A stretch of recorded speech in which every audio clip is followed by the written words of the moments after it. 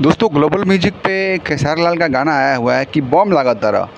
मैं कहना चाहता हूँ खेसारी लाल से कि भाई कैसे कैसे गाना गाते हो। आप पे जो पूरा पब्लिक है डिपेंड करती है कि कुछ नया लाओगे, कुछ अच्छा लाओगे, लेकिन आप वही घिसे पीटे म्यूजिक को फिर दोबारा बम लगा तारा गा के भोजपुरी समाज को बता दिया कि आप में कोई क्वालिटी नहीं है।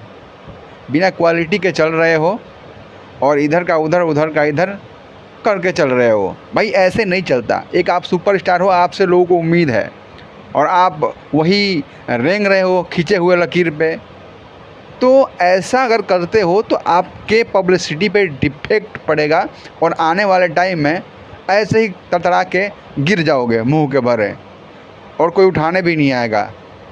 तो एक आप सुपरस्टार हो, आपके पास पैसे की कमी नहीं है, आप जैसे मर्जी वैसे गाना बना सकते हो, बड़े बड़े लेवल का, अलग अलग क्वालिटी का, लेकिन आपको यहीं रहना है।